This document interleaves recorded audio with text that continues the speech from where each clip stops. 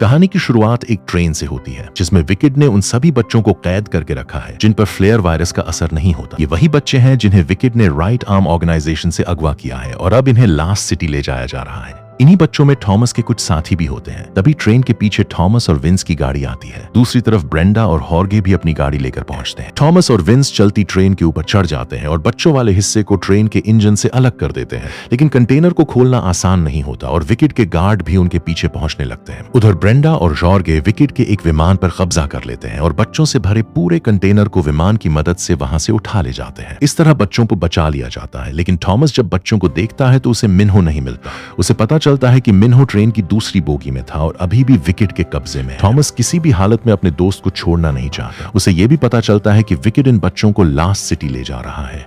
यही वो शहर है जहां से विकेट का पूरा काम चलता है। थॉमस वहां जाकर मिन्हो को बचाने का फैसला करता है, लेकिन बाकी लोग उसके साथ जाने से मना कर देते हैं क्योंकि उनके पास अभी बहुत सारे बच्चे हैं और वे उनकी जान खतरे में नहीं डालना चाहते। रात में थॉमस अकेले निकलने लगता है। तभी न्यूट और फ्राईपैन उसके साथ आ जाते हैं। अब ये तीनों लास्ट सिटी की तरफ निकल पड़ते हैं। रास्ते में इन्हें एक अंधेरी सुरंग से गुजरना पड़ता है और अचानक कई क्रैंक्स इन पर हमला कर देते हैं। ये वही लोग हैं जो फ्लेयर वायरस से संक्रमित हो चुके हैं। थॉमस, न्यूट और फ्राईपैन मुश्किल में पड़ जाते हैं, लेकिन तभी ब्रेंडा और हॉर्गे वहां पहुंचकर उन्हें बचा लेते हैं। कुछ समय बाद ये सभी लास्ट सिटी के बाहर पहुंचते हैं। सामने एक बहुत बड़ा शहर होता है जो चारों तरफ से ऊंची दीवारों से घिरा हुआ है। बाहर खड़े लोगों को अंदर जाने की इजाजत नहीं होती। वहीं दूसरी तरफ मिन्हो विकेट की प्रयोगशाला में होता है जहां उसके शरीर से एंजाइम निकालने के लिए लगातार प्रयोग किए जा रहे होते हैं। डॉक्टर एवा पेज और टेरेसा भी वहां मौजूद होती हैं। एवा पेज बताती है कि मिन्हो बाकी बच्चों से अलग है। उसने भूल भुलैया के अंदर 3 साल तक बेहद मुश्किल परिस्थितियों का सामना किया था, इसलिए उसके शरीर में बनी रोग प्रतिरोधक क्षमता सबसे मजबूत है। विकेट ने बच्चों को भूल भुलैया में इसी वजह से रखा था ताकि मुश्किल परिस्थितियों में उनके शरीर की रोग प्रतिरोधक क्षमता और मजबूत हो सके। इसी एंजाइम की मदद से विकेट एक ऐसा सीरम बनाने की कोशिश कर रहा होता है जिससे फ्लेयर वायरस का इलाज किया जा सके। दूसरी तरफ थॉमस अपने साथियों के साथ लास्ट सिटी की दीवार के पास पहुंच जाता है। वहां बहुत सारे लोग विरोध कर रहे होते हैं क्योंकि उन्हें शहर के अंदर आने नहीं दिया जाता, लेकिन थॉमस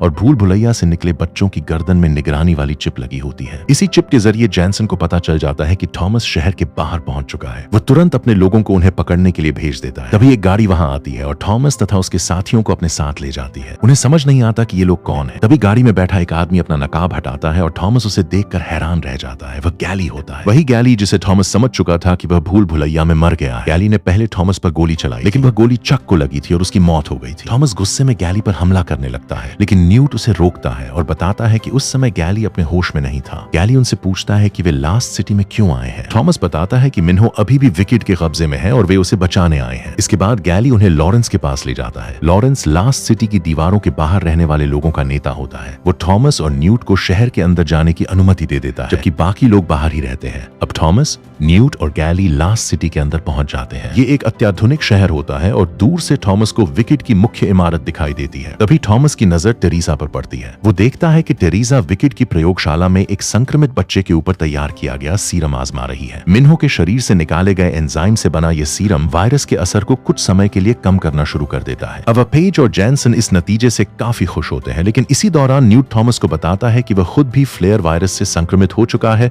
और अब उसके पास ज्यादा समय नहीं बचा है। अब थॉमस के सामने मिन्हो को बचाने के साथ साथ न्यूट की जान बचाने की भी जिम्मेदारी आ जाती है और इसी वजह से वह टेरेसा तक पहुंचने का फैसला करता है। लेकिन टेरेसा के पास ऐसी जानकारी होती है जो थॉमस को विकेट के इस सीरम की असली सच्चाई बता सकती है। थॉमस टेरेसा को पकड़कर लास्ट सिटी से बाहर ले आता है और उससे अपनी गर्दन की निगरानी वाली चिप निकलवा देता है ताकि विकेट उसकी जगह का पता न लगा सके। तभी टेरेसा की नजर ब्रेंडा पर पड़ती है। वो हैरान हो जाती क्योंकि ब्रेंडा भी फ्लेयर वायरस से संक्रमित। टेरेसा पूछती है कि उसे आखिरी बार सीरम कब दिया गया था। थॉमस बताता है कि ब्रेंडा को कई महीने पहले सिर्फ एक बार सीरम दिया गया था। टेरेसा को यह बात अजीब लगती है क्योंकि विकेट का बनाया हुआ सीरम बीमारी को खत्म नहीं करता, बल्कि सिर्फ कुछ समय के लिए वायरस के असर को कम करता है। असली इलाज के लिए उन्हें थॉमस की जरूरत है क्योंकि उसकी बॉडी में मौजूद खास गुण वायरस को पूरी तरह खत्म कर सकते हैं। लेकिन थॉमस टेरेसा की बात पर भरोसा नहीं करता, इसलिए वह उसे अपने साथ लेकर विकेट की इमारत में वापस जाता है क्योंकि टेरेसा की उंगलियों के निशान के बिना अंदर के कई दरवाजे खुलना मुश्किल है। थॉमस, गैली और टेरेसा मिलकर विकेट की इमारत में घुसते हैं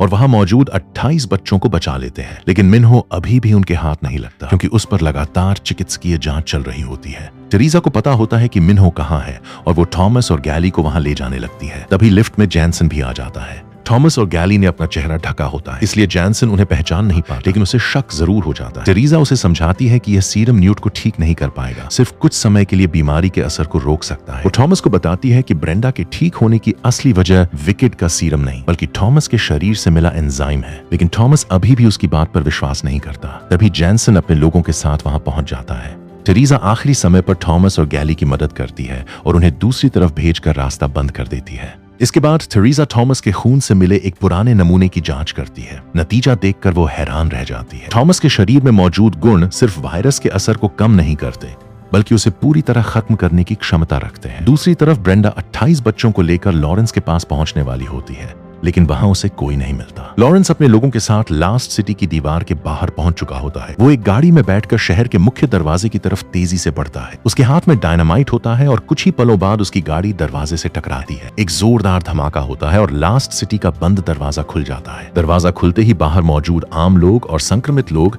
शहर के अंदर घुसने लगते हैं। इसी बीच थॉमस आखिरकार मिन्हो को ढूंढ लेता है, लेकिन न्यूट की हालत तेजी से बिगड़ रही होती है। वो थॉमस से कहता है कि उसे और मिन्हो को यहाँ से निकलकर वो सीरम लाना होगा ताकि शायद उसकी जान बच सके। थॉमस और मिन्हो वहां से जाने लगते हैं।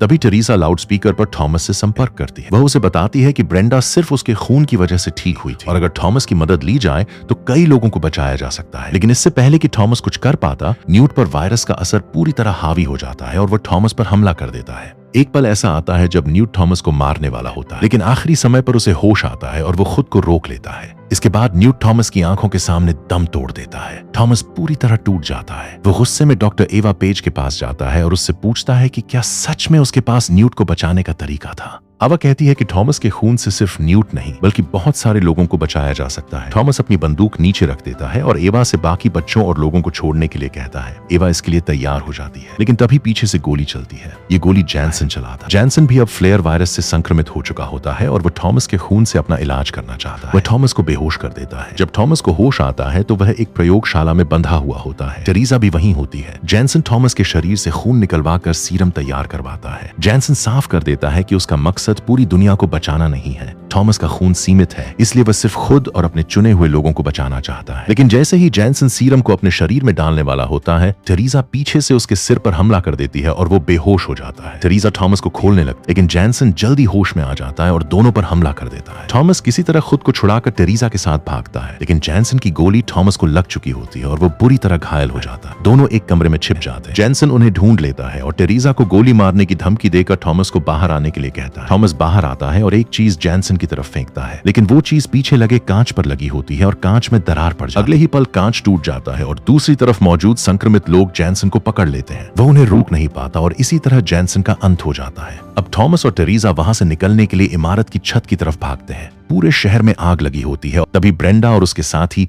एक विमान लेकर वहां पहुंचते हैं। आग की वजह से विमान इमारत के ज्यादा करीब नहीं आ पाता, लेकिन किसी तरह थॉमस को विमान पर खींच लिया जाता है। टेरेसा भी विमान तक पहुंचने की कोशिश करती है, लेकिन इससे पहले कि थॉमस उसे ऊपर खींच पाए, पूरी इमारत आग की चपेट में आ जाती है। थॉमस की आंखों के सामने टेरेसा नीचे गिर जाती है और उसकी मौत हो जाती है। अगली सुबह थॉमस की आंख खुलती है।